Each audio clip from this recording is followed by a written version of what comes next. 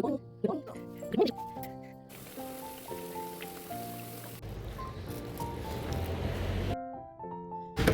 Hello, പുതിയൊരു വീഡിയോയിലേക്ക് എല്ലാവർക്കും സ്വാഗതം. അപ്പോൾ ഇന്ന് നമ്മുടെ കിങ്ങിണിക്കുട്ടിക്ക് സ്കൂളിലുള്ള ഒരു ദിവസത്തെ ഡേ ഇൻ മൈ ലൈഫ് വ്ളോഗാണ്. രാവിലെ എണീറ്റ് കഴിഞ്ഞാൽ ഉടനെ തന്നെ ഞാൻ കുക്കിംഗ് സ്റ്റാർട്ട് ചെയ്യും.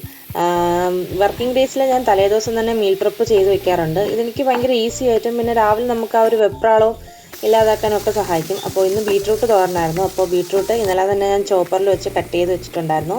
പിന്നെ ചോറ് തിളയ്ക്കാൻ വെച്ചിട്ടുണ്ട്. മീനും ഞാൻ തലേദിവസം തന്നെ കഴുകി വൃത്തിയാക്കി ഇങ്ങനെ പുരട്ടി വെക്കാറുണ്ട്.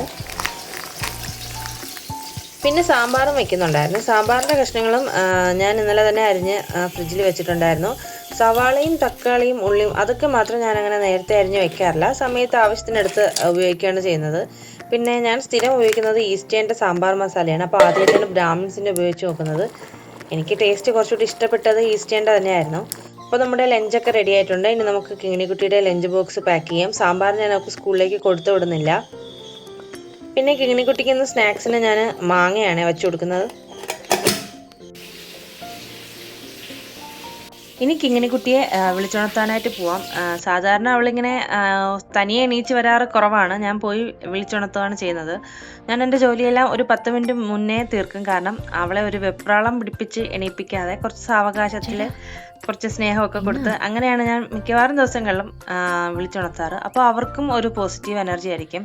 നമ്മൾ രാവിലെ തന്നെ ചെന്ന് വഴക്കൊക്കെ പറഞ്ഞ് വിളിച്ചുണർത്തി കഴിഞ്ഞാൽ അവരുടെ ഒരു ഡേ തന്നെ ഇല്ലാതാവും.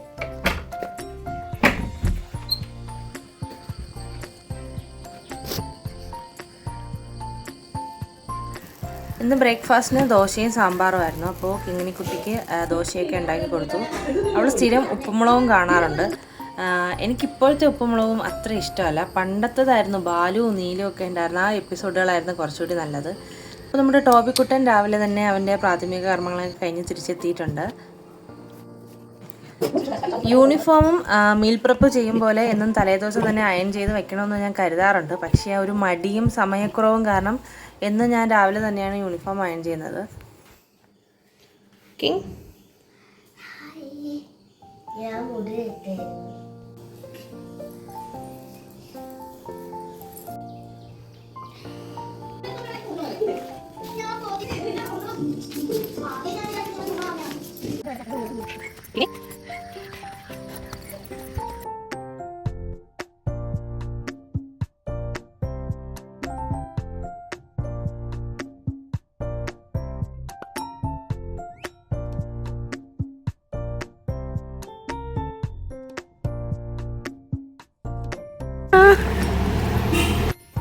അങ്ങനെ നമ്മുടെ കിങ്ങിണിക്കുട്ടി സ്കൂളിലേക്ക് പോയി. അപ്പോൾ ഞാൻ ഇനി കടയിലേക്ക് പോവുകയാണ്. കുറച്ച് സാധനങ്ങൾ വാങ്ങാനുണ്ട്.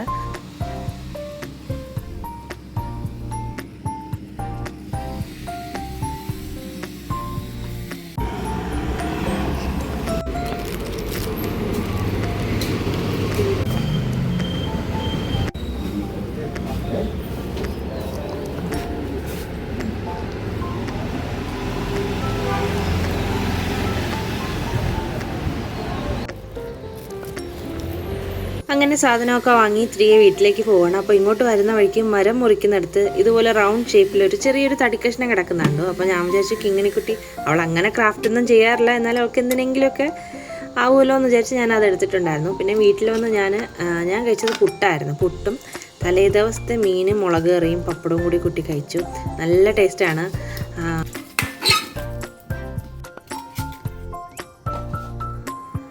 അപ്പോൾ ഞാൻ ഫുഡ് കഴിക്കുമ്പോൾ അളിയൻസ് എന്ന് പറയുന്ന ഒരു സിറ്റ്കോമാണ് കാണുന്നത്. നല്ലൊരു പരിപാടിയാണ്. ഫുഡ് കഴിക്കുമ്പോൾ ഞാൻ സ്ഥിരമായിട്ട് തന്നെയാണ് കാണുന്നത്. ഇപ്പോൾ ബ്രേക്ക്ഫാസ്റ്റൊക്കെ കഴിച്ചു കഴിഞ്ഞു. ഇനി കുറച്ച് ക്ലീനിങ് പരിപാടികളാണ്.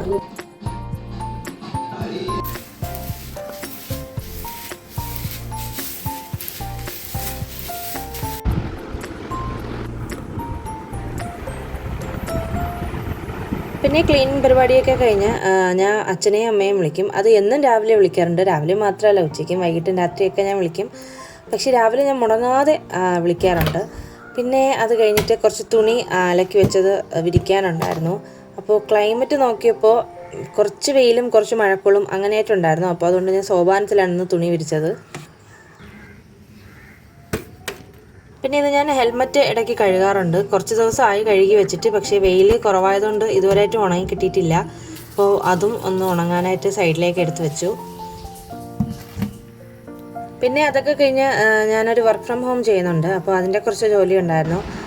അതൊക്കെ കൂടി ചെയ്ത് കഴിഞ്ഞപ്പോഴത്തേക്കും സമയം 12:30 ആയിട്ടുണ്ടായിരുന്നു. പിന്നെ ഞാൻ ഉച്ചയ്ക്ക് ചോറ് കഴിച്ചു. പിന്നെ കുറച്ച് സമയം ഇങ്ങനെ റെസ്റ്റ് ചെയ്തൊക്കെ ഇരുന്ന് എൻ്റേതായ കുറച്ച് പരിപാടികൾ മൊബൈലിലൊക്കെ എന്തെങ്കിലുമൊക്കെ കണ്ടുകൊണ്ടൊക്കെ ഇരിക്കുമ്പോഴത്തേക്കും നമ്മുടെ കിങ്ങിണിക്കുട്ടി വരാനുള്ള സമയമാവും. അപ്പോൾ അവൾക്കിന്ന് വാഴയ്ക്കപ്പം വേണമെന്ന് പറഞ്ഞിട്ടുണ്ടായിരുന്നു രാവിലെ. അങ്ങനെ ചേട്ടൻ പഴം വാങ്ങിക്കൊണ്ട് വന്നു. വാഴയ്ക്കപ്പമൊക്കെ ഉണ്ടാക്കി. അവൾക്ക് ഏറ്റവും ഇഷ്ടമുള്ള എണ്ണക്കടി വാഴയ്ക്കപ്പമാണ്. എനിക്കെന്നാൽ ഈ വാഴയ്ക്കപ്പം അത്ര ഇഷ്ടമല്ല.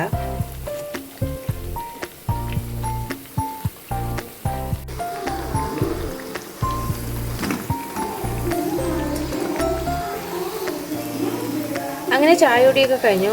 ഇനി കിങ്ങിണിക്കുട്ടിയെ പഠിപ്പിക്കാനായിട്ട് ഇരുത്താം. ഒരു 6-6:30 വരെ അവളെ ഞാൻ പഠിപ്പിക്കാനിരുത്താറുണ്ട്.